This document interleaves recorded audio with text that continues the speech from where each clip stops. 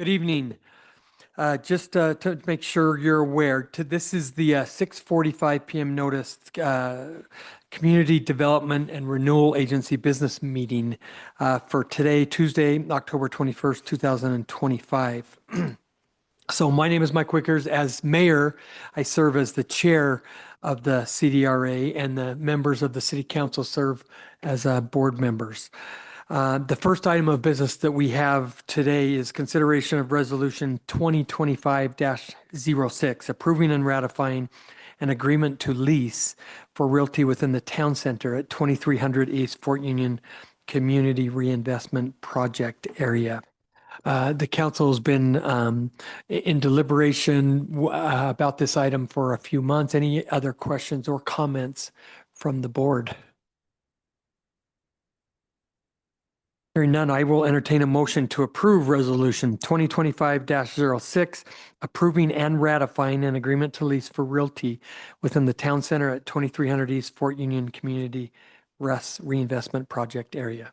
I'll make that motion to accept resolution 2025-06. I'll second. We have a motion to approve from board member Newell and a second from board member Highland. Final questions, comments? Hearing none, I will call for the vote. Board member Holton. Yes. Board member Highland. Yes. Board member Newell. Yes. Is council member or board member Burrell online? No? Okay. And I will vote yes as well. The only other item on our agenda for this evening is approval of our minutes.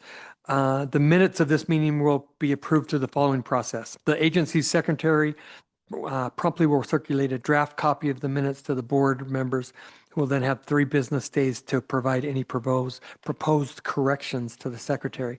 The secretary will then circulate a revised draft of the minutes to the board members, and the same review process will continue until such time as no corrections to the draft minutes are received within the 3 business days review period. Whereupon that draft of the minutes will be deemed approved and will become the final meeting minutes of the meeting. Item number 4, I will entertain a motion to adjourn the CDRA meeting, and we will begin our business meeting at 7 p.m. Motion to adjourn. Second. All in favor, say aye. Aye. Aye. Thank you.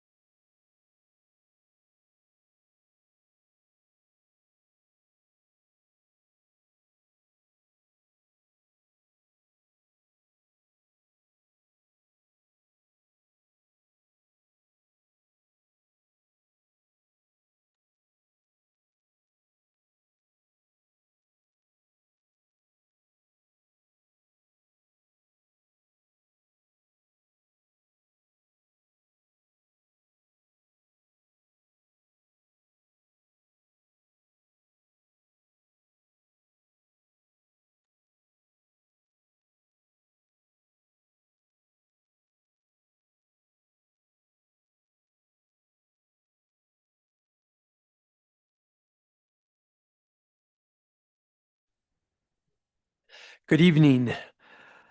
Today is Tuesday, October 21st, 2025, and this is the Cottonwood Heights City Council Business Meeting.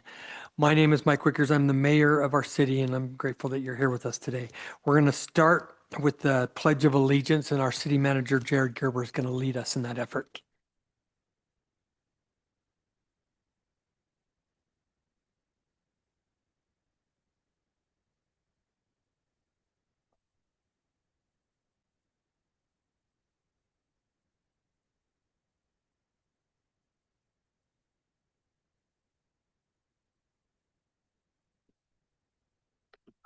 Thank you, Jared.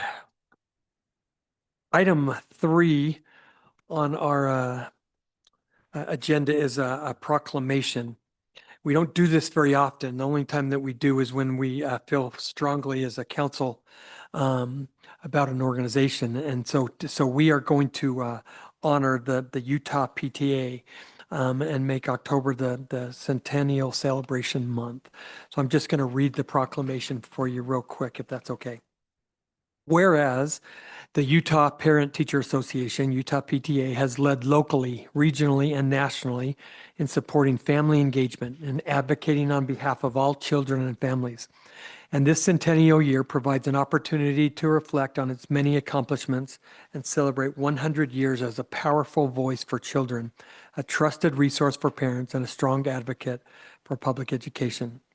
And whereas Utah PTA has been instrumental in establishing programs and services that improve children's lives, including but not limited to defending public education and ensuring stable funding by opposing voucher efforts, advancing parent and family engagement, creating kindergarten with full day options, promoting child labor laws and public health services, supporting hot and healthy lunch programs, strengthening the juvenile justice system, protecting and ensuring growth of public trust lands that benefit Utah school children, promoting arts and education, and championing school safety.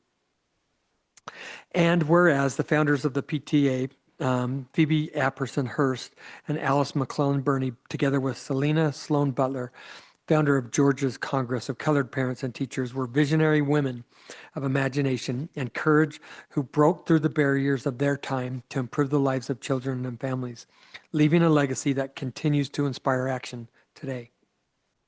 And whereas these remarkable leaders shared a simple yet profound idea to improve the lives and future of all children, and though our nation has changed, that vision endures as PTAs continue to keep it alive. And whereas founded in Washington, D.C. as the National Congress of Mothers, the Parent Teacher Association marked its 128th anniversary on February 17, 2025. And since its inception in 1987, the organization has steadfastly advocated for the education, health, safety, and well-being of all children, earning the appreciation and recognition of the public. And whereas in October 1925, at the annual convention of the Utah Education Association, Margaretta Reeves, president of the National Congress of Parents and Teachers, officially invited the Utah Mothers Congress to join the national organization. And whereas accepting this invitation, Utah became the Utah Congress of Parents and Teachers, with Lucille Young Reed as its first president, marking a new era of parent and family engagement in Utah. And whereas today Utah PTA is the largest volunteer child advocacy organization in Utah, uniting parents, caregivers, grandparents, educators, and other caring adults in a shared mission to make every child's potential a reality. And whereas for a century, Utah PTA has left a lasting impact on schools, families, and communities across the state by fostering leadership, empowering voices, and ensuring that generations of children have benefited from stronger educational opportunities, healthier environments, and a greater sense of belonging. Now, therefore, be it proclaimed by the Cottonwood Heights City Council and Manager that the city hereby proclaim October 2025 as Utah PTA Centennial Celebration Month and encourages all city residents to join in celebrating this milestone and to support family and parent engagement in Utah's education system by joining a local PTA or PTSA and reaffirmation of the commitment to make every child's potential a reality. So we have with us today, I think, Julie Clough. Is Julie here? Julie, why don't you come on up and we will present to you.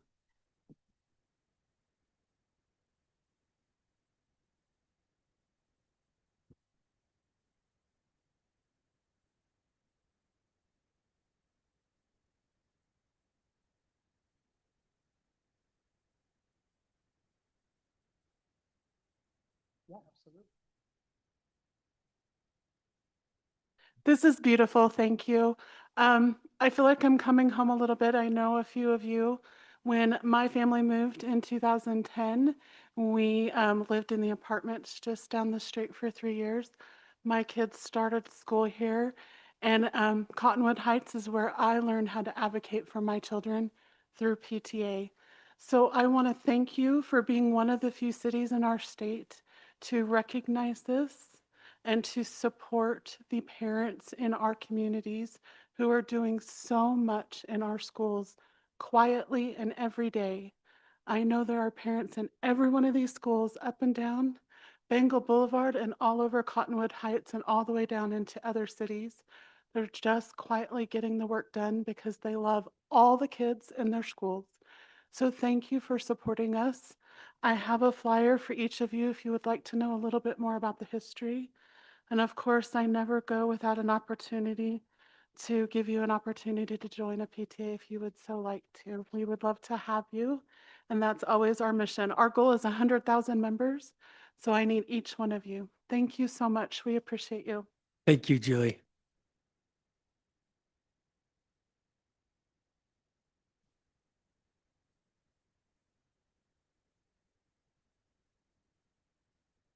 Thank you. Okay, item number 4 on our agenda. Once a month, we give the city council the opportunity to take 3 minutes to explain some of the things that they're working on, some of the initiatives that they're trying to put forth to the city. So we're going to start this evening with Council District 1 and Council Member Matt Holton. Good evening, everybody. My name is Matt Holton, Councilman for District 1. I wanted to talk about a little fun project. So there's a park up in District 3, Berry Hill Park.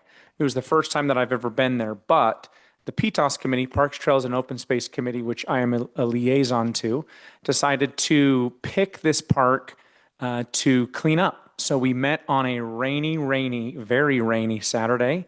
And you can't really see this. I'm going to pass this around to my colleagues, but basically you see a ton of overgrowth and vegetation here cleaned into a very open, beautiful space, which was super impressive. I remember getting there and thinking that there wasn't going to be much to actually clean up. There was some vines, but when you start uncovering, you start realizing how bad the overgrowth is, and what looked like a tree was actually just a complete cluster of a bunch of dead stuff that was attached to nothing really. So it's a big improvement. Love the fact that our committees put their passion and action to work, and they make improvements throughout our community. If you have, and this is something we've discussed as a committee, if there are parts of the city that you think need a little TLC, maybe that can be our next project and you can join us in one of those efforts. So that's all for my update today. Thank you, Councilmember Holton. From Council District 2, Councilmember Suzanne Highland. The first thing I would like to do is compliment Matt Ship and Public Works and Scott Jurgis and the finance team for bringing us the funds and the project for Union Park Avenue repaving. As soon as it was done, you're driving on it and it's so smooth. It's just the appearance now matches that of Midvale. It's a noticeable difference. I also have to compliment Public Works for responding to the council's request to beautify the medians on Union Park Avenue. It's noticeable, it's beautiful, and it's a welcome invitation from I-215 into our city. I also have to share with you that I got big hugs and giant thank yous, as if I had done anything, to complete the sidewalks on Creek Road. I don't think you know, or maybe you do, how impactful that is. for my neighbors now to be able to walk to church on a sidewalk instead of out on the street. And more importantly, my neighborhood is a big circle. And so there's a lot of walkers who just use that recreationally. And now that we have complete sidewalks, that is a major improvement. So thank you for that. I'm a liaison to CH2, which is works with the Recreation Center and also on the Butlerville Days Committee. And I just want to report to you that as responsible stewards of public funds, we are aware that this has become a regional event, not just a city event. And so we discussed how the costs are increasing and the impacts that that has on our staff. And so what I'd like to just report here is that we decided, and we talked, Ann Etchell came and talked to the council, and we have decided to move the Butlerville Days to the third week in July, to skip the float expense this year, and the parade will be moved to 5 p.m. so that people don't have to go home and come back, but they can actually be there where they can eat, look, you know, be at the vendors, go to the carnival. So it will all become a big event, and the changes I think will be very positive. Of course, we'll always listen to public feedback and see how that affects people's experience this coming year, and then regroup if we need to. But thank you to Ann Etchell and her committee for all the work that they've done. I also sit on Health in the Heights as a council liaison. And one thing that's going to come out very soon is the SHARP survey results. And that will be a really important document for us. It's a survey of high school students. It measures key things such as substance use, mental and emotional health, risk and protective factors, and antisocial behaviors. And that report is going to be a foundation for us to see what's happening in our city, and then to guide Health in the Heights for their goals on what we need to work on in our city. And so we're looking forward to that. And I just have to thank all of the committee members, almost 25 of them, who are so committed to improving our community's health and well-being. And I think I'll end with that. Thank you, Councilmember Highland. From District 3, Councilmember Sean Newell. Good evening, everyone. I am going to be short today. I have just a couple of things that we've been working on. I am the liaison for the Arts Council. And one of the things the Arts Council is doing right now is finalizing some of the painting, or I should say wraps, for the electrical boxes in our city. If you've been driving around, you're starting to see those. And now that we've had some success and people are starting to see them, we've got artists coming basically out of the woodwork to be a part of this. And it's going to be an exciting thing to see some of the new designs that are coming about. I am also the liaison for Kenyon's School Foundation, and I sit on that School Foundation board. And over the last couple of weeks, we were involved in what we call the innovation grants. And these innovation grants are where teachers in our schools, elementary schools, junior high schools, and high schools, put forth projects that they need grant money for. And the foundation has come up with right around $100,000, usually between $95,000 and $100,000, to be able to disseminate amongst the winners that are selected by the board to be able to receive funds for innovations they have for the classroom. And this year, there were 40 applicants for those funds. And on the 29th of this month, we'll actually be getting on a school bus, the board itself, and we'll be going out and delivering the big checks that they can't put in their own pocket, only the school's pocket, but we'll be delivering the big checks to award these teachers for the innovations that they have. It's quite a process. We go through each application and is scored from a score from 1 to 10. And some of the things are just phenomenal that these teachers are thinking about that they need for their classrooms. But it's a great opportunity for the district and the community members to provide resources that aren't part of the regular budget for these classes. So it's something that is for me, it's become a passion project, but it's a great thing for our community, and it's wonderful. And it's all just here in our Canyons district. There's a lot of people doing a lot of hard work behind the scenes to make that happen. And to be able to raise that much money for these grants and to be able to disseminate it to these classrooms is a phenomenal thing. Thank you. Thank you, Councilmember Newell. So I'm going to forego my normal process in city council committee reports and just say thank you to the city council. These people are amazing. Their investment of time, resources, energy, being away from family on your behalf for almost nothing monetarily is amazing. And I'm grateful for their friendship, their stewardship, their example to me. And I just want them to know how much I appreciate that they do and how much that they mean to this city and the investment they have on your behalf in representing you. So thank you. We're going to move on to item number 5, which is a citizen comment period. Anyway, we only have one comment card, so I'm just going to invite up Maggie Mills, who knows the drill. So Maggie.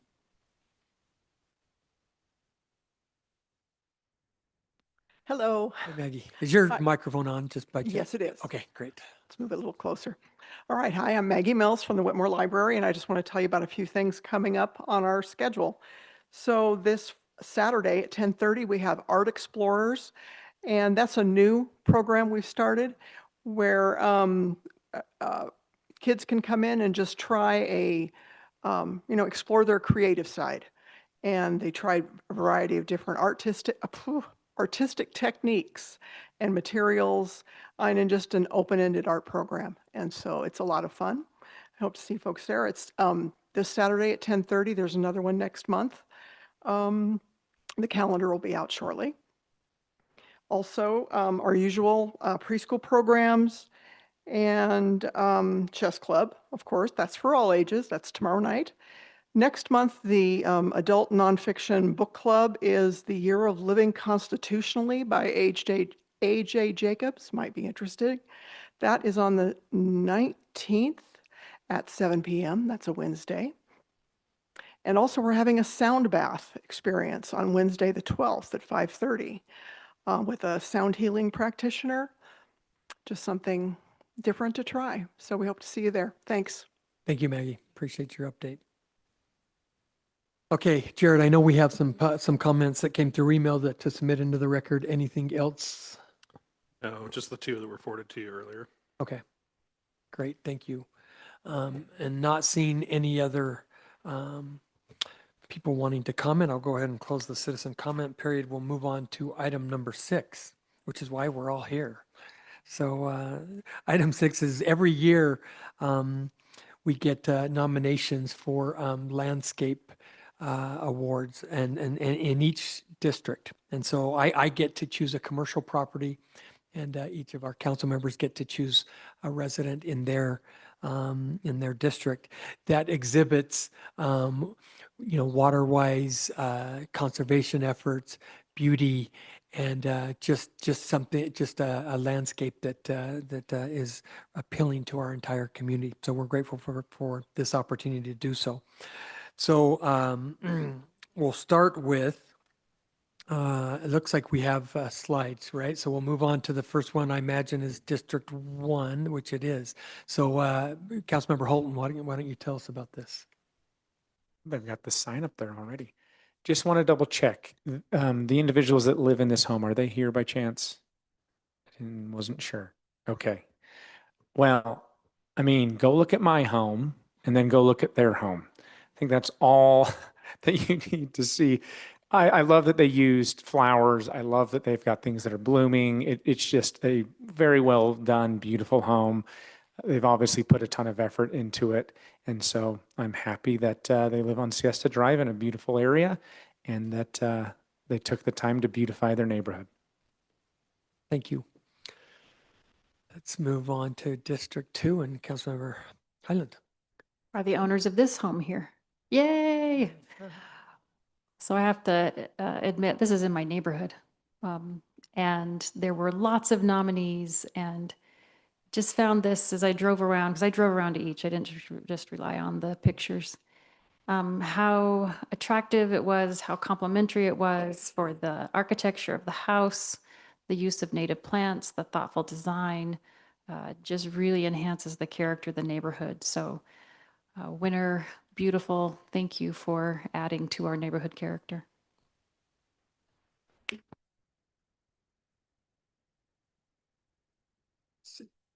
Great. Let's go to Council District 3, Councilmember Newell. Wonderful. Are the residents of this home here? One resident is. Oh, so somebody has duties? Wonderful. Well, you know, when I drive around the city and I'm looking at these homes that are in this competition, I look for the water wise thing, and I also look for folks that are a lot smarter than I about getting native plants into the property, and that was the thing that drew me to this house. I've got pictures of all the native plants, and I keep saying I'm gonna get them in my yard, and I don't. Um, but this one caught my eye because of the way it had that how do you, what is it? Kind of the mountain desert view. Is that what you were going for? Good. See, I'm pretty dang good. Okay, great. Oh, Not can for I get free, your not for free number? here. Phone number?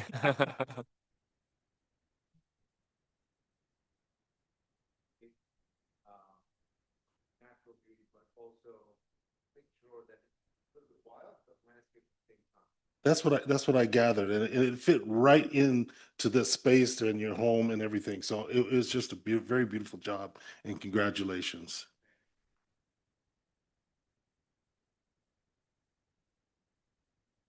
So, Councilmember Burrell from District 4 is not here, but she did write a statement, and we're going to have our Community and Economic Development Director, Jim Spung, read that for us. Yes, so Councilmember Burrell says, the homeowner has thoughtfully landscaped for both beauty and utilitarian purposes. 3 wooden standing planters within the park strip make it productive as a source of fresh food. Wildflowers, pampas grass, large, mature, as well as new evergreen trees are beautiful. Award selection for 8803 Alpen Way takes into account their drip watering, mixed use of wood and rock mulch, and sprawling ivy ground cover that holds moisture in the soil and reduces water consumption. This nominee gets a high xeriscaping rating and is the choice for the 2025 District for Landscape Award. Great. And Yeah. the Cuthbertsons are here, and we're grateful to have them. I love this family. So why don't you guys stand up and everybody clap? And we're- Yeah.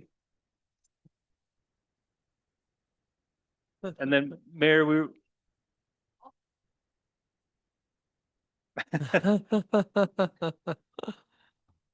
think it we looks wanted to great. see if it'd be okay if the folks that are here came up for a photo with Yeah, the council absolutely. members Let's, for the newsletter. So let me just finish with mine and then we'll do that. Sure. Is that okay? Yes. So, yep. So we'll move on to the last one. And this is a White Peak Dental.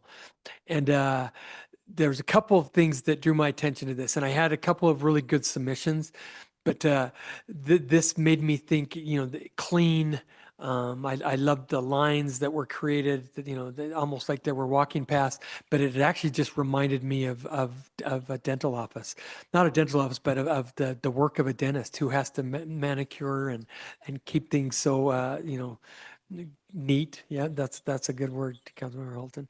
Anyway, they're not here, I do not believe, but I'm grateful that they're in our city and that they took so much time and effort to put, to create this great landscape design. So thank you. Okay, let's do pictures. Let's do it. Let's do them individual. So let's do District 1 first. Is District 1 here? No. So District 2, let's start. Yeah, let's start with Suzanne and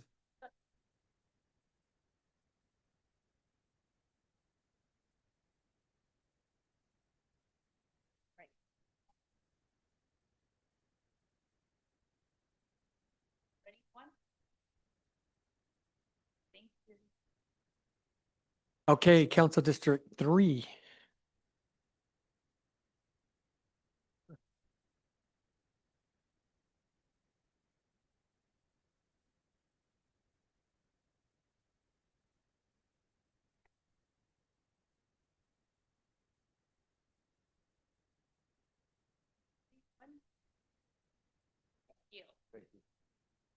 And I'm going to do it with the Cuthbertsons. That's okay. Yep.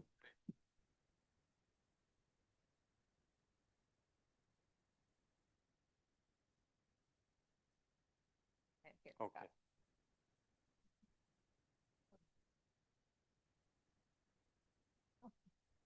Okay, ready? 1, 2, 3. Thank you.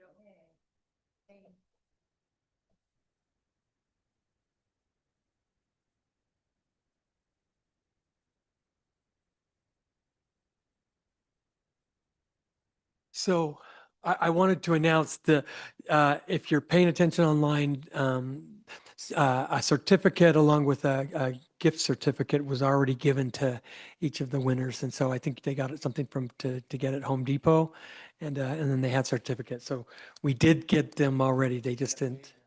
And a big yard sign. Yeah. You can keep that up year round, hopefully. Yep. Love it. Anyway, thank you again. Then one more round of applause. If we could. Thank you guys.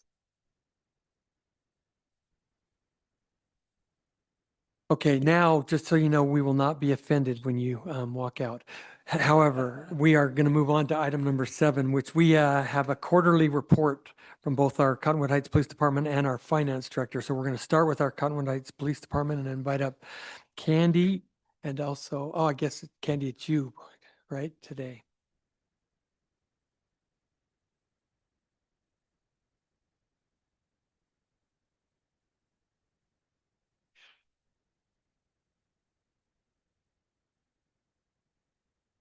Sorry, let me get logged in here.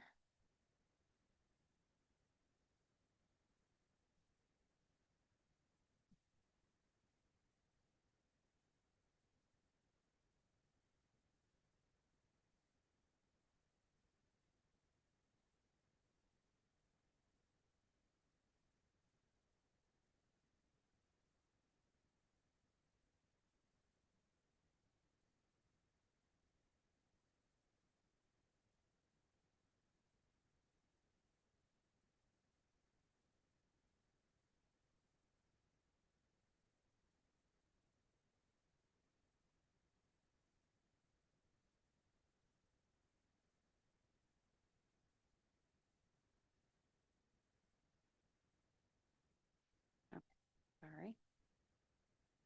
Okay, so Chief is not in town, so you just have me tonight. So we'll get started. For calls for service for the month of September, we had 1390. It is down a little bit from last year, but it's not incredible. For response times, for the officer average for response 1, we are at 409 for for priority 1, we're at 409. For priority 2, we're at 608, and for priority 3, we are at 422. Here is our UCR crime stats. We are up from last year. That's really our thefts and assaults, but it's kind of on point for this time of year. Our arrests, we are up from last year. We had 66 from September. Citations, we had a total of 350 traffic and 312 warning, and then we did have 5 DUIs, and as you can see, we are up from August. And then here's our chart from the last few months, and then also the red and orange are from 2024, so we're just trying to compare year to year as well. Our accidents, we are right in line from last year of September of 24. We had 44. This year we have 43. We only had 9 injury accidents. We had 11 last year, so we are down on injury. Code enforcement, they have been very busy.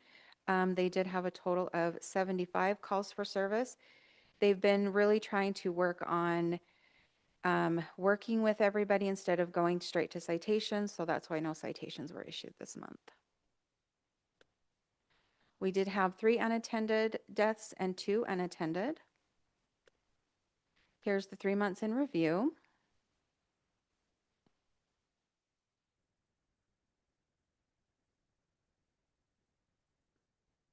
Here's our heat maps for the property crimes. Here's District 1. District 2. District 3.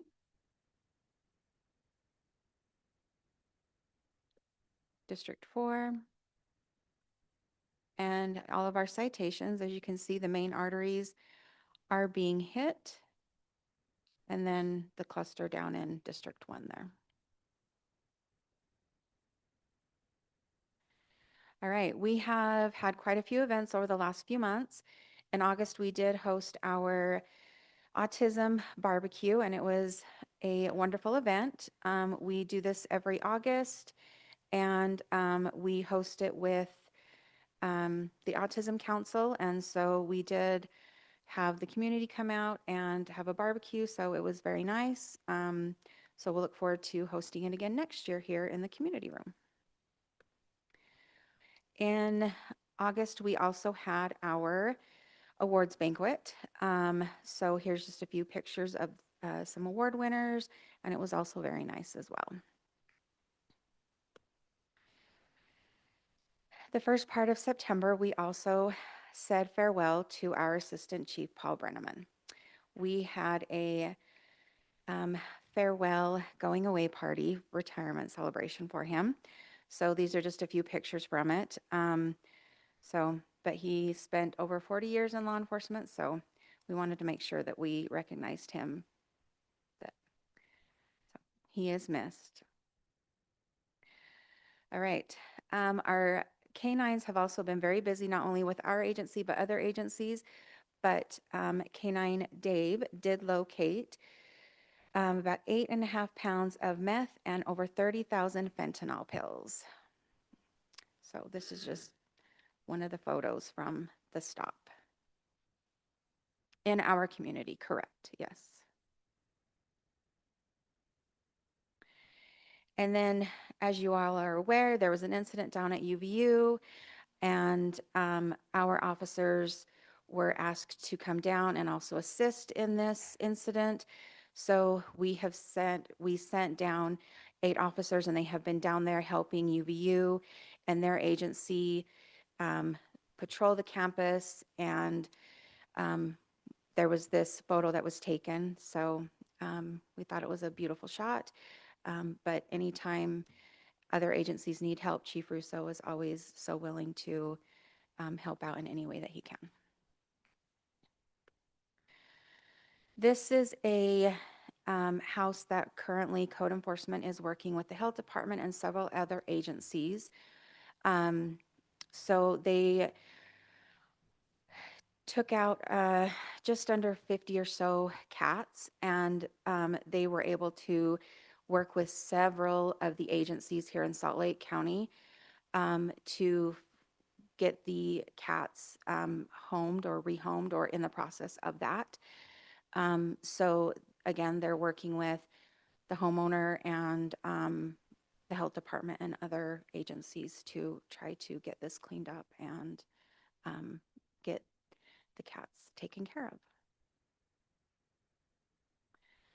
And in September, we challenged UFA to a softball game, and we held it over at the Brighton High School, and we had a wonderful time.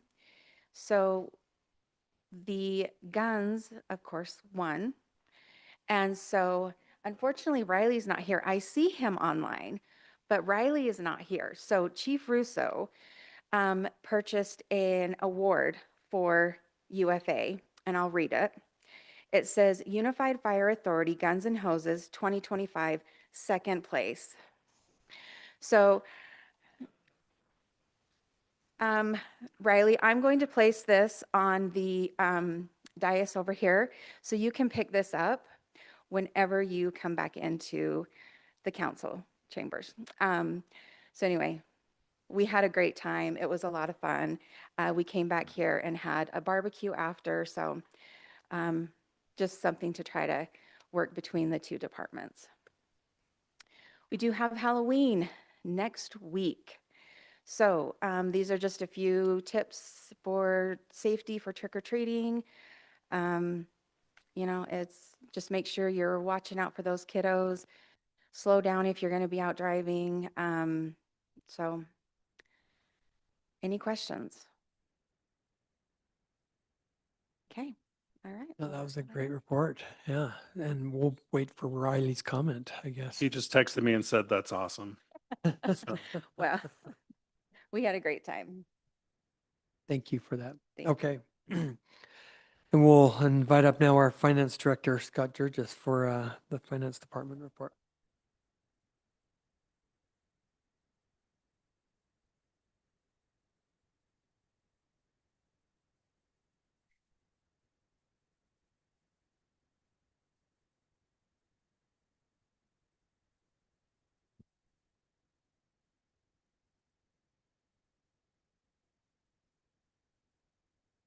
Hey, Scott. hi there. Excuse me, I must be a little taller than Candy. Hi. Well, as typical, we're down to about 3 or 4 people outside of employees here, which is kind of typical when I get up here. Everybody's very excited about all this financial stuff. And so anyhow, so hopefully you have this report in front of you. Excuse me, this is a report that I only typically do once a year. It's when we get near the end. There are 2 changes that have been made to our actual since this report has been generated. Excuse me, one of them was found late last week and finalized today. And then the other one was made midway last week on it, but it'll end up being about $30,000 better than what this shows right now by the time we incorporate those. But I'll go over this. So our beginning fund balance for the year was 7,608,000, almost 609,000. Our revenues were budgeted at 26,680,000. Our projection was 26,348,000, and our actual came in at 26,161,000. Some of this we expected, so this 519,000 below budget is not, that don't be so alarmed that we're so far below, but we are about 187,000 below what our projection was, and that was because sales taxes never quite took off to the level that we hoped that they would end the year in the last couple of months. And so we ended that a little bit behind where we were. And the other area where we were a little bit behind in our revenues is in our energy use tax. And that was because of the dip in the rates charged predominantly by, can't remember the name. Enbridge. Enbridge. It's always gonna get to that name. But And we didn't capture the full summer of increase from Rocky Mountain Yeah. either. yeah, and so we'll see some of that come back this year, and I think our budget is right sized for this year for what we're going to see. But at the same time, we kind of got caught in those rate changes, some up, some down in the middle of the year there that kind of caught us a little bit off guard as it relates to our budget. The next item is on revenues, on expenses. Expenses, we had budgeted 23,154,000. Our projection was 22,484, and we ended up being 22,912. So we were $241,000 better than our budget, but we ended up being $427,000 over our projection, and that happened kind of in predominantly in 2 areas. Well, 3 areas really. One is that everybody's spending a little more of their budget. If their budget's $100, it used to be we'd spend $97 of that. Now we're spending more like $98 of that, or maybe $98.50 of that.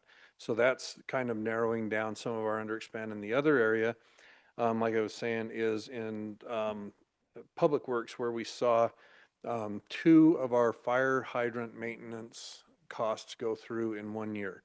I did not realize that we were 1 year behind in our payments because we were looking into and kind of, I won't say protesting, but looking at ways to reduce the amounts of that. So just going back in 2021, 2022, we were paying about $27,000 a year in fire hydrant maintenance costs. In 2023, that went to $53,000, so about double. And then in 2024, we got a bill for $116,000. And we put the brakes on at that point in time, and Matt was working with Salt Lake City, trying to go, hey, what's going on here with this? Is there anything we can do? So on and so forth. that, that got delayed and got into our current fiscal year on that. And then the next one came for 2025 at $135,000. So we ended up with $116,000 and $135,000 that hit, kind of double whammied us in 1 year, and when we're only budgeted for, you know, around $50,000 on that. And so that really Scott, hurt. these are our friends at Salt Lake City Public Utilities again, right? It is. They given us a rationale for the quadruple increase in cost over what, since 22? Is that when you quoted us? Yeah, that first? it's huge There- increase. Excuse me, their original contract we had with them dates back to when the city was first incorporated. They went quite a few years without an increase, and that was the first bump that Scott mentioned. They were going to bump it higher than that, but they said it'd probably be too much to bite at one time. And then the next year, they bumped it to that price, and then this time around, this is where we are. So there's a lot of background things that I'm kind of arguing with them over, but I, So do prefer we have that conversation off. Do we know the number of fire hydrants we have in our city? I- And if do I we know I what don't is have it in entailed front in of me, a? Mayor. I think it's honestly, about 1,100 if I yeah, remember yeah, right. some a little over 1,000, somewhere in there. And they charge us per hydrant, and the agreement states that they charge us the amount that they charge Salt Lake City Fire Department, the way it's written. Do we So know what entails maintenance on that? we do. What did they come out and do?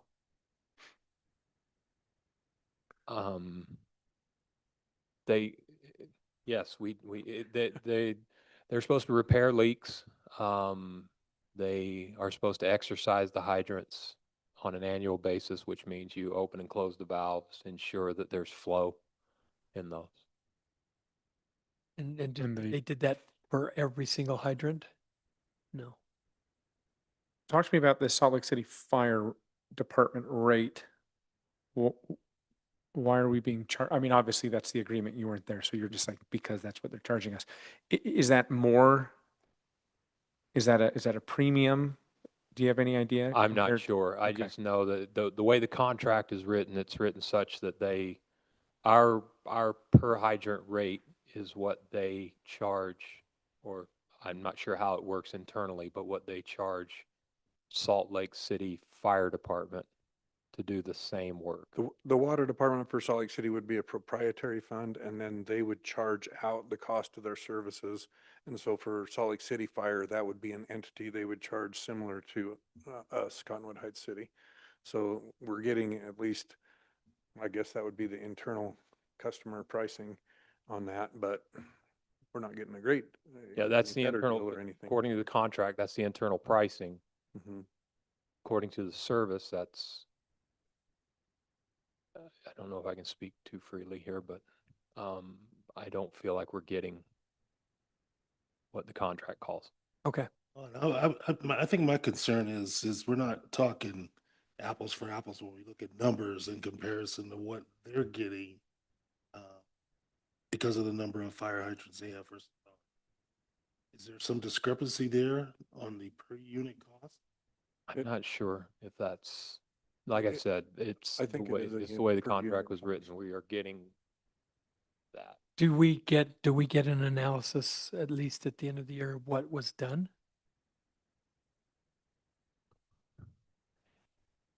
If I beg really hard and kick and scream and hold the payment, I'll get something. Just run me through that one more time. What's the per unit cost?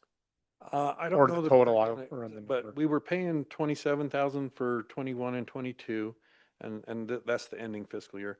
23, it was 53,000. 24, it was 116,720. 25, it was 135,416. And so you can see it's gone up drastically. I mean, you're talking a 5-fold increase over a 5-year period, and stuff. So it's a drastic increase. So, Thanks. yeah. Thank you, Matt. Thanks, Scott. Okay. Yeah. And so our overall projection, we showed us with a use of $1.1 million of our fund balance. We ended up more like 1.7. That'll drop down just a little bit from what's on this once we get the two corrections that we discovered in there. We think we're really, really close to having final numbers on the current year.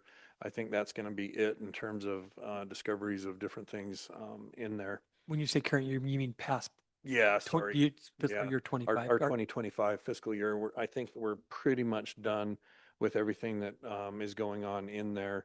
Like I said, we just, found these last two items just in the last week. So we think that we're done with that. So any questions on this page? Anything that you wanted clarification on or anything like that? Okay. Moving to a little bit bigger. Okay, so this is our property tax. And so I've got 2 years of budget on it on the far left, and then you can see, excuse me, the trend of it moving up. Other than from 2018 to 2019, which was when we did our one and only tax increase, you can see the trends. And in 2013, it looks like there's a little bit of a bump, but that was a recovery year from the 2008, 9, 10, 11, and 12 years. And you can see there's a slight dip in there. And so that if you were to smooth that out over time, what it is people probably couldn't afford to pay property taxes during that time because of the mini bump that we had in there. And then they caught up in 2013 when it was time to get caught up. And then you look since, we lost the screen. There we go. It came back. And then 2019 through 2025, you can see that there's not a lot of variation in this. Over time, we've had about a $52,000 change year over year in our property taxes. So we don't get, in essence, new property taxes as market values of homes and businesses increase. We get it from when new homes or new businesses or additions or things like that occur to those things. And I can't emphasize that enough to those who are listening. And I know that Councilman Member Highland is writing an article about that right now that will be very important for the residents to read, to understand that, because a lot of people make the assumption that if your house value goes up, the city receives more tax, and that is not how that works. So it's important to pay attention to those articles and realize that. Now, at one point, I thought we expected a bigger increase for this previous year than we actually received, right? So there's a new level of tax, and so some of it is in a new level of tax that I'll detail here in just a minute, because we did receive a little bit more than the 8,246,000. But give me just a second, and we'll get to I think what you're hinting at, Mayor. Any questions on the overall property tax? Okay. So this next page is our GO bond property tax. So this is a property tax that's new for this year. It's that same amount that covers our debt service amount for our general obligation bond of $1,314,000. And when I produced this, we had not yet received any money on that. Since we got the money that we received in October, we did receive a little bit of money for this. And most of it will come in November and December, and maybe a little bit into January on this particular revenue source. But this is a new revenue source specifically for the general obligation bond.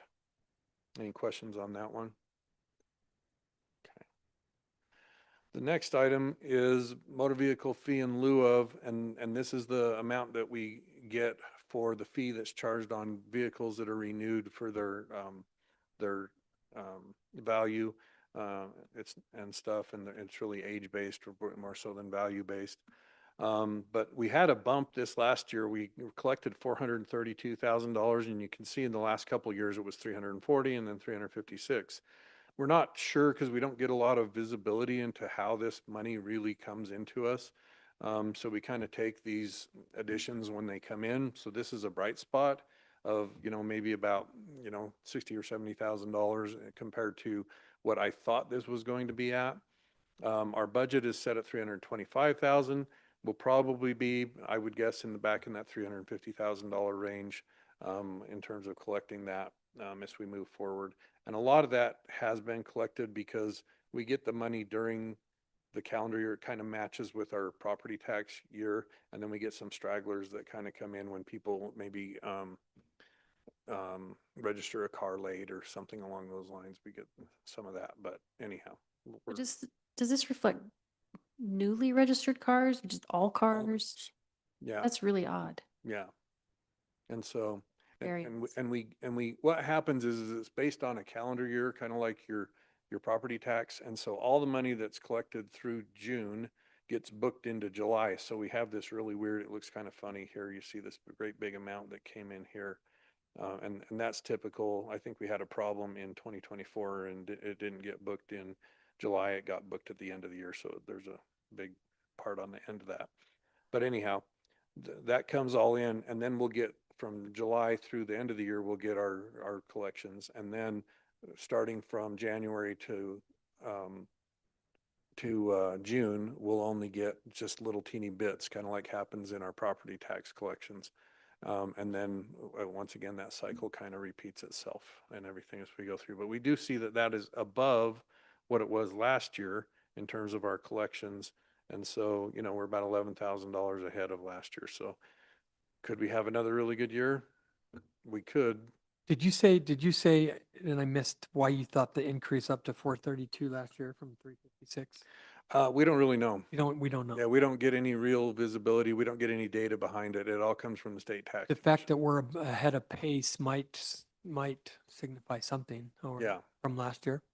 Yeah, I don't know what, I don't know why. So could we, like I said, we don't get any real information on this. We budgeted So- 320, we might be in for a good surprise. Yeah, yeah.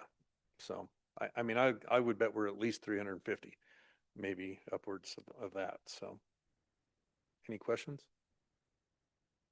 Okay. Not for you. We'd like to know from them. Yeah, yes, we'd all like to know. So our sales tax trend, so you can see the last 3 years have been really close to each other, from 9,088,000 to 9,183,000. So we didn't have a lot of real growth during the last 3 years in our pure sales tax. We are basically even with last year with only 1 month of collections so far. We're expecting some additional in the next coming days. We'll get another month worth of data that we'll be able to look at. We were budgeted at 9.7 million in 2025, and we decreased that to 9.5 million, which is about a $300,000 increase, which is a pretty modest increase as you look at our history going in the past. Now we'll have to kind of watch that and see kind of what we think it's going to do. But it's really early in the year and it's really hard to see any trends or anything like that, because a lot of these collections can get affected by the timing of when an entity submits their revenues to the state tax commission. So 1 month is not anything to get either excited or depressed about one way or another, but we're pretty much even with where we were last year. Do we know when the increase to population was instituted for sales tax? I could look it up, but I don't know off the top of my head, but I could look it up. I'd be interested to know when that changed. And there will be, because there will be another increase or decrease this year. Yeah, and I can't remember when they When I say implemented, this year, early but 26. I can look at it on their day, because I can see that. That's one of the things that I can see. So I'll look at that. Any other questions on this? I've got just one last thing. I was just looking this up. So January 1st, 2024, a registration fee increase of $7 per vehicle and $15.50 for electric vehicle hybrids and such went into effect on January 1, 2024, which is probably the increase that we're seeing, I would assume. So there's a whole bunch of different layers of things that go into that. So some things don't come to us and some things do. It's because there's your registration fee that goes to the DMV just so that they can process the things that you do. And then there's your age-based, thing. It's kind of like Yep. property tax. There's a bunch of layers of things. And then local And fees. so I've never really looked at it in enough detail when I've been, because I don't have my prior year's registration when I'm going to register my current year. So I've never looked in enough detail at it to see what it really changed year over year. Yeah, so because there's those three buckets, my guess is that the overall was a $7 and the overall was 15.5 for alternative fuels. I'm sure that in there's a breakdown, the DMV direct versus these additions. My only reason for bringing that up is if that is the case and there was an increase to the amount of money that needed to be paid on your further projections, we may be able to project towards that higher mark going forward. Yeah. I guess we'll find out at the end of, who knows, anyway. Yeah, So, we'll have a lot better idea by the time we get our property tax distribution in January. Yeah. So that all will right. be really telling at that point in time. So let's see. So the county option highway sales tax, this one is just within Sully County. This is a property tax that they put into effect that affects Sully County, but this one is not distributed based on the state. And so you can see that we've had years when we've been similar, 2023 and 2024, but in general, this one is going up. It was 814,000 last year. We've increased our budget to 820. I would say that's probably pretty close to where we're going to be. And we're basically dead even with what we were last year after 1 month's collection. So, again, it's very early on in that, but I think that's, pretty straightforward. It's a bucket that all the funds have to go towards roads. Is that correct? This one, there's two, it can go to roads or trails. This Or trails. particular one can go to two ways. Yep. Going down to the next one. Now, this is the new one that I wanted to talk about. This is the county local transit sales tax that started in July of 2025 here. And this one, we did actually receive 18,000 last year. Don't know exactly why. Maybe it was somebody paying early or something like that in terms of remitting the sales tax to us. But it hit us in July, and that was initially counted towards our overall sales taxes, which kind of overinflated our sales tax. But in looking at it later, it really was this, county local transit. This is one that does need to go to our capital stuff. We expect, based on 31,000, that we'd be right about $400,000 on this. This would be a budget adjustment that we'll have to do because we weren't sure how it was going to come in, the amount that it was going to be, and everything else. But it looks like it'll be more like $400,000. We'll wait a little bit and do a budget adjustment maybe in January for this, as we watch and see what the overall projection of this is going to be. Weren't we originally projecting 460? I don't know that I was privy to any of it. It could be a little higher than this. If you take 31.4, times 12, you're going to be up, somewhere right near 400 and stuff. But that's just a single month So that you're looking None at. of this money was actually put into budget, you said? No, it's Okay. not budgeted. And when we do budget it, we'll just put in a corresponding transfer to our capital projects fund when it does come in. So we'll wait for a couple more months. It's not critical to transfer that today. And then we'll figure out what that's going to do in the next little bit. The transient room tax, again, we're seeing that that is going up each year a little bit, and that's going to, as higher rates are charged at hotels, that's going to go up, so on and so forth, because it's a percentage driven tax. We're seeing that we're slightly ahead of where we were last year at this point in time. That's only 1 month. So again, don't read too much into that, but we did receive 183,000 last year. We're budgeted 180. We'll watch that over time, but this one's been pretty stable, except for back when we didn't have the additional hotel that's up on Wasatch.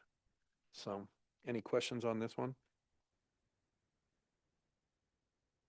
We're expecting increases from the state's oversight, right? there's been some there's been some online platforms that haven't been remitting. Mhm. TRT. So we might see some additional bump there if that's what you're referencing. That would be nice. Are they gonna have to, do you know if they're gonna have to do a catch-up or anything on that? I mean, they owe it, and I think that if we hadn't paid as an individual, we would probably still owe. So hopefully, Yeah. we'll see, So we'll find out. Yeah, we'll have to watch it and see if that messes with our projections, but we'll have to watch that and see if they're doing a catch-up on it. Because again, I don't know that we'll get much in the way of detail on Yeah, that. if you see an abnormal bump, then it's probably something to look into. Okay. This is the municipal energy tax. Again, this is the line item that we saw both an increase and a decrease in terms of the rates charged by the different energy providers in the city. And that's not the sales tax rate, that's the actual rate of the gas and the power. So as you look at that, we were a little down last year from the year before. However, we did trim our budget just a little bit to 2.5 million from 2,580,000. If you look at where we are, we're very, very close to what we were last year at this point in time. We've only got 2 months worth of data that we have collected on that, so we're waiting to see if we see any trends and stuff. But we'll watch this as we move forward. Any questions on that?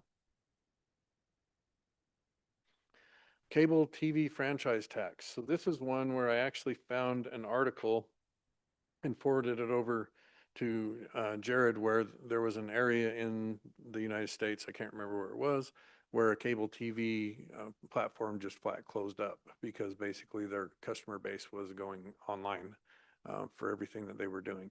And so, and you can see that this has been in steady decline. We used to be more like 350,000 that we would get to this. We're down to 271,000. As they both have to cut their rates to compete with the online entities and so on and so forth. And as customer base diminishes, they're taking a hit. And so I think it's something to keep in mind. This property or this particular tax is at risk, and we don't receive any from the online, whatever versions of cable TV equivalents you can have. So anyhow, just something to keep in mind, but it probably will be less than the 270, I would guess, as we go through this year and collect that. So What are they replacing it with? If you, in that article, did it say anything about, or have you done any What- research what are about the what entities kind of a tax replacing it we could with? replace that with? we don't have anything right now. It would be something that I would think we should be asking the legislature about, because the streaming, in essence, the streaming services are replacing it. And so the streaming services aren't taxed like the cable TV entities were taxed. And that probably should be something that should be considered. I think the line of thinking was that the city infrastructure was being used more for cable TV, whereas with streaming, Mhm. it's less so. Yeah. But taxing, internet providers might be a way to look at Maybe that, that's where it'll because go. internet providers have to have infrastructure in the city. And so that might be something to consider. I don't know. So Scott, do we need to move our projections down from 300? It's There- probably too high. Yeah, If you look at the no, trend, like In the we're, grand scheme of things, you're talking $30,000. In the grand scheme of our budget, that's nothing. And so I would say we keep watching it. And if we have enough ups and downs that offset each other, we don't necessarily make a change right now in this, but we maybe make the change going into next year's budget. But we'll watch it over the next little bit and see if we have a mid-year, trend of where we can actually say, this is where it looks like it's going. yeah, because it looks like for 3 years it declined, and last year it was 291, so it Yeah. probably won't go up. The 322 was actually an increase. The year before that, it was 312. And so kind of Interesting. a weird year. Okay. I don't know what drove that exactly, but yeah. So, Anecdotal commentary. I'm not technically a boomer, but my kids call me that because I still have cable TV instead of streaming. So the trend is real. Thank Yeah. you for paying. yeah. So. Class C road funds. So this is per gallon of fuel purchased. We've got basically 4 periods that we've collected through. The periods on this one start in May and go through April. You can see that we're actually ahead of 2025. the interesting thing about this is we all know vehicles are getting more fuel efficient, yet we seem to be collecting more tax on this. So I'm not exactly sure the dynamic of that, why we're getting more. Again, we don't get a lot of true information on this to be able to base any, real analytical, abilities on our part. I wish that the State Tax Commission gave better information out with this stuff, even if it's just global analysis, because sometimes you get in a small community and there might only be one gas station, but if they gave more of a global analysis of what's going on in the state of Utah or in a county or something along that lines, it would be very beneficial, because we're kind of price takers in this. We don't know what's going on, why it's doing what it's doing. This fund's also required to go to roads, right? This one can go to a couple different things. It can go to maintenance of roads, and it can pay the personnel costs of the individuals who are doing road maintenance, and it can go to capital projects. So like the street sweeper, things along those lines can be paid, from this and stuff. So there's a variety of different things. One of the things that is not reflected in these graphs is we received $400,000 from the state of Utah. That's a direct contribution towards us. So it doesn't come in as a tax, it comes in as a contribution.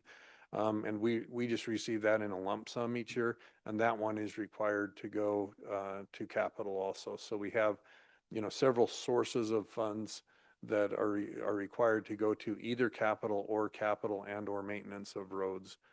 This is the one that's the capital and or maintenance of roads that we're required to utilize this for.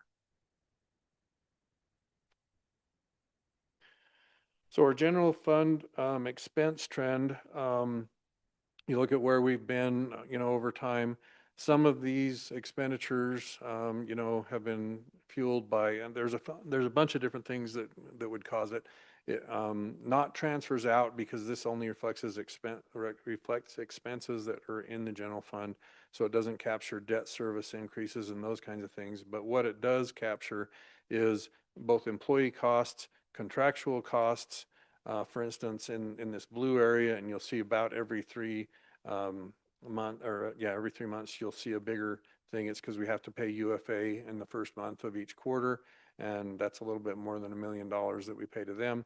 At the beginning of the year, there's a lot of one-time software contracts that we have to pay for, and they're all going up in cost. None of them are going down that I'm aware of.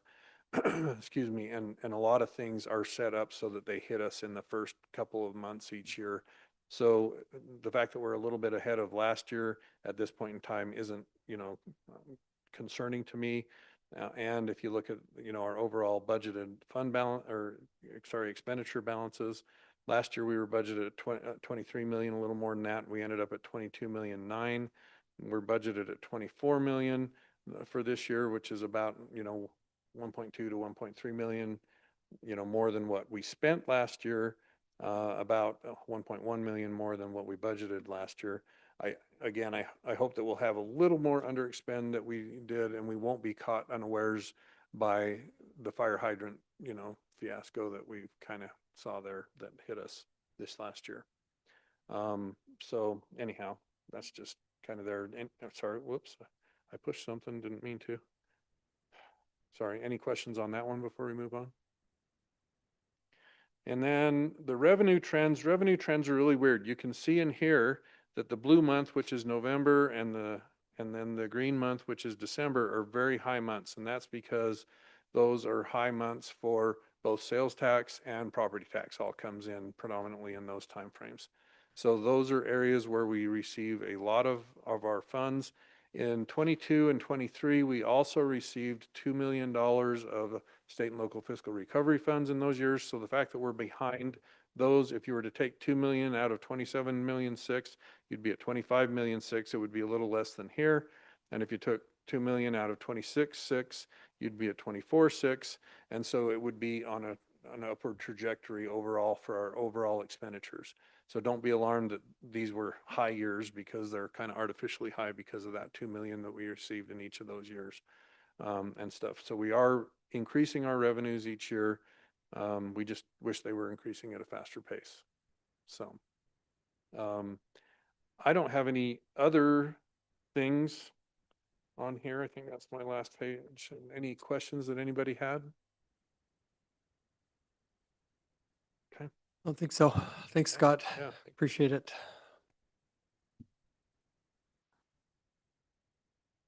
I think I just wanted to make a comment for the mayor and council and staff and all of our residents. If you saw the announcement from Salt Lake County about a proposed 20% increase in property taxes, that's going to be a significant hit to all of us here in the county. And you know, when we look at our budget, we have to be diligent in looking at how we're going to budget for our city with consideration of everything, our residents, our staff, our first responders. It's going to get tough here in a second. And I just wanted to mention that this is something we're going to have to work hard at. And it's going to be something that's going to impact all of us. I'm hoping it doesn't go through, but just the talk of it is really putting a little slight bit of fear in me. Well, and Sean, to piggyback on that, I always say, you know, when you open up a family's wallet, it doesn't say Salt Lake County on a dollar. It doesn't say Cottonwood Heights City. It's really difficult because we've been incredibly diligent. And I think more than any other topic, we've talked as colleagues about the fiscal impact that these things have on residents. And it's really frustrating when we try to stretch that dollar as far as we can. And then you're going to see a 20% increase coming out of the pockets of our own people, which makes you think, one, how do we keep up? But then two, well, they just got 20% more taken from that line item, that how do we, right? Which is really frustrating. And I always say we're the last line of defense. We're as close as you get. And so it's like you said, it's probably going to get harder, but we'll figure it out. Thank you for that comment, Councilmember Newell. I appreciate it a lot. Okay, the last, second to last item on our agenda for this evening are our legislative action items.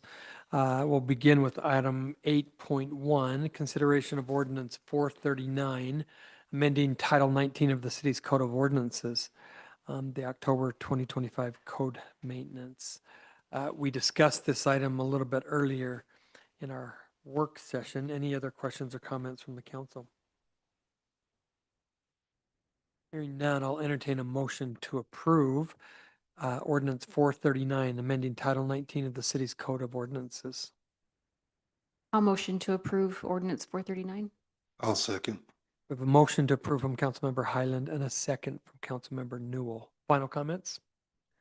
Call for the vote. Councilmember Highland, Yes. Councilmember Newell, Yes. Councilmember Holton, Yes. and I will vote yes. The last action item is 8.2, consideration of resolution 2025-69, approving a consulting agreement with GBS Benefits, Inc. We also discussed this item earlier. Any other questions or comments from the council?